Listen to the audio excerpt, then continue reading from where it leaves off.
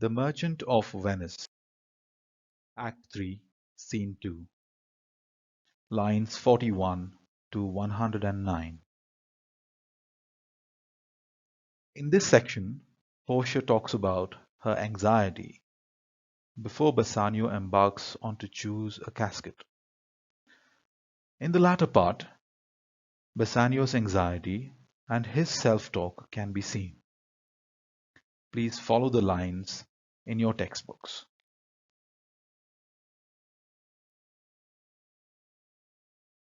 Now we will have a look at the text in detail. In the previous class, we saw the anxiety in both Portia and Bassanio in the choosing of the wrong casket. Bassanio is frustrated and wants to do the thing quickly. And so Portia asks him to proceed with his choice. Away then, I am locked in one of them. If you do love me, you will find me out. This is straightforward, I think. Go ahead. I am locked in one of those caskets. If you do love me, you will find me out. Nerissa and the rest stand all aloof. Nerissa and the rest of you do not help him. Stand apart. Let music sound while he doth make his choice. Then if he lose, he makes a swan-like end fading in music. Let there be music while he makes his choice. If he loses, then he meets a swan-like end fading in music. Now swan-like end is, swan is believed to sing when it is about to die. And that's the comparison here. And this comparison, that the comparison may stand more proper, my eye shall be the stream. To make this comparison more proper, I'll cry like a river,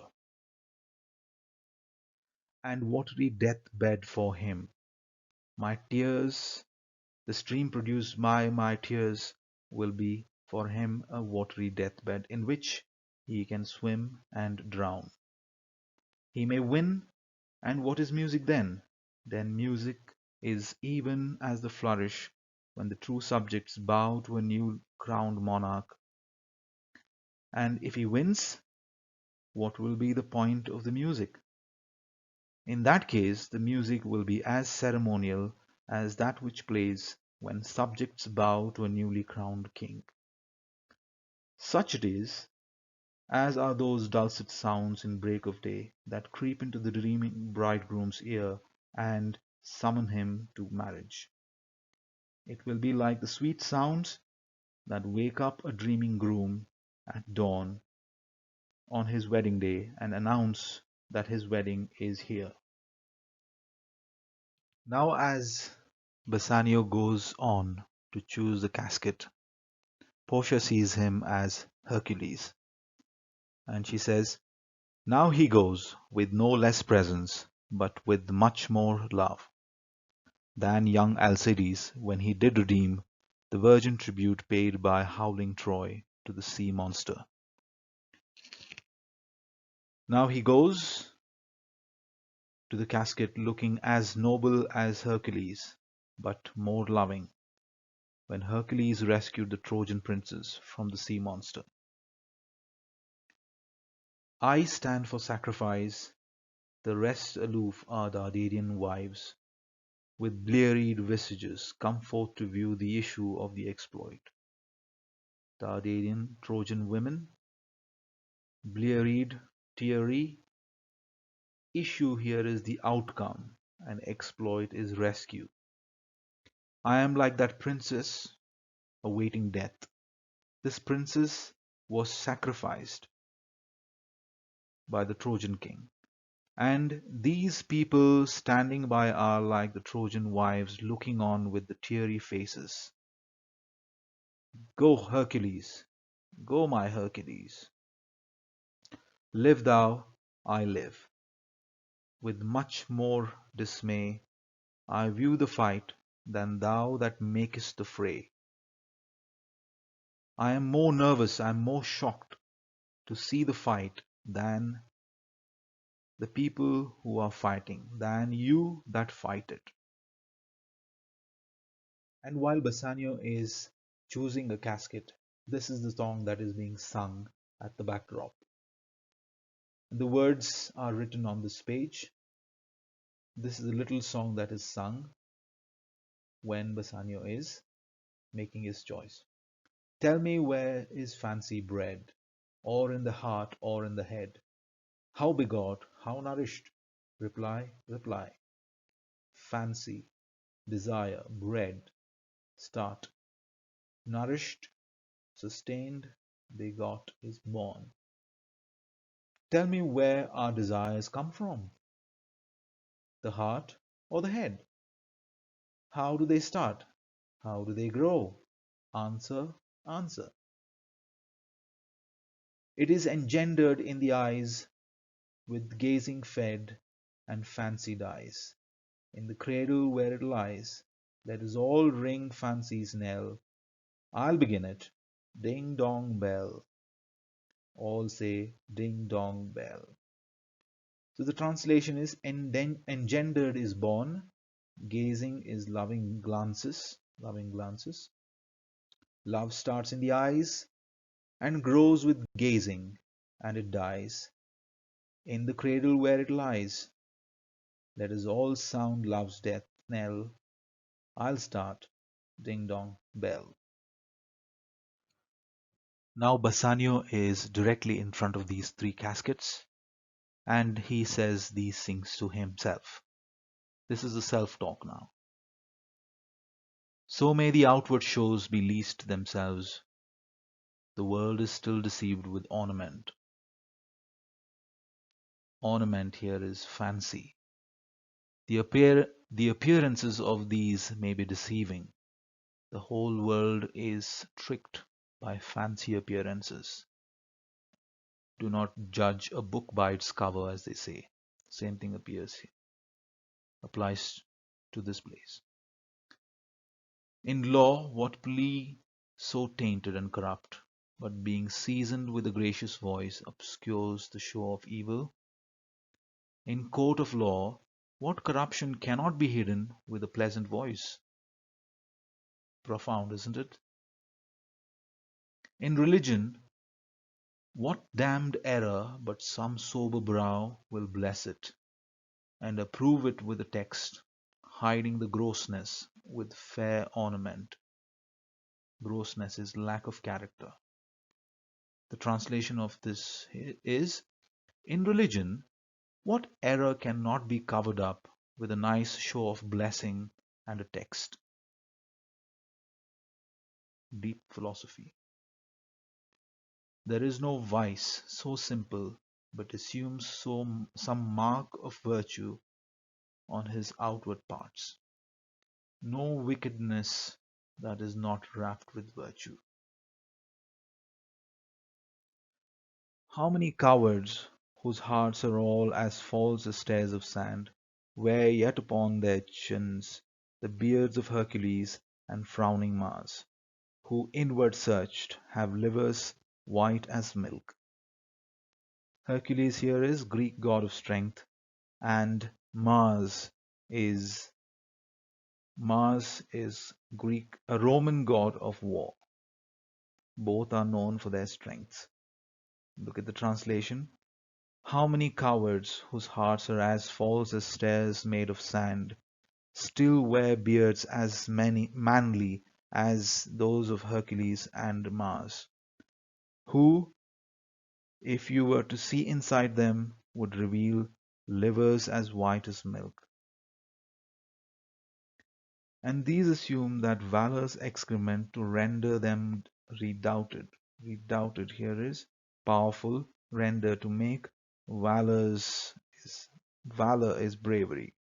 Translation, and put on cloaks of valor to make themselves appear brave. The cowards just put on cloaks of valor to make themselves appear brave.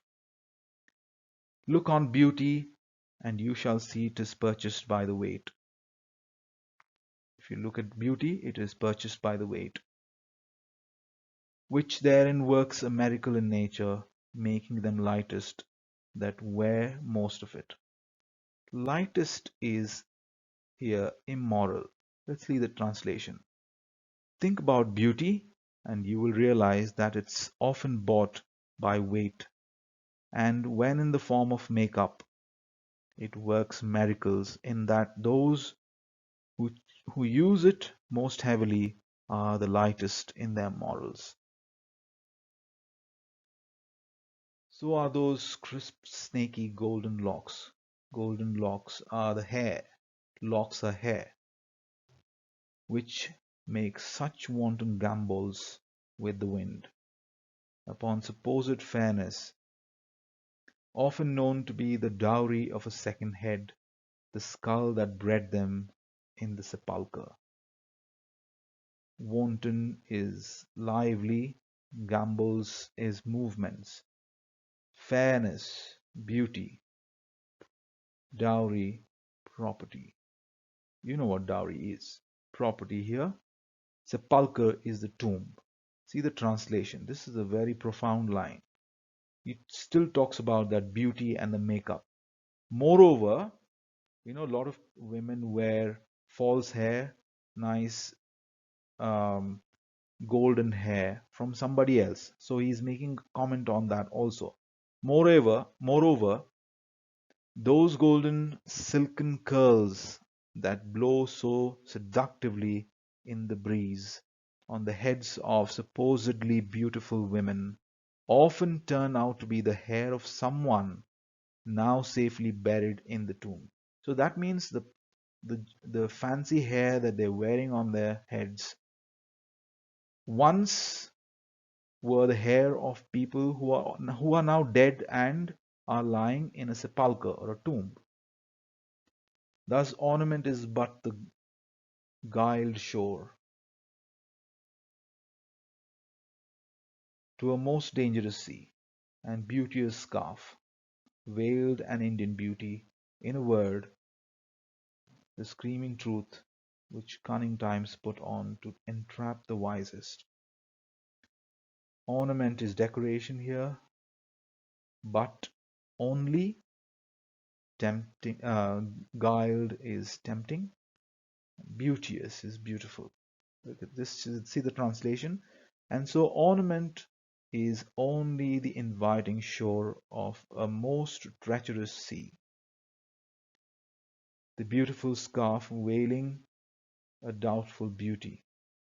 In one word, it is the apparent truth that can deceive the wisest.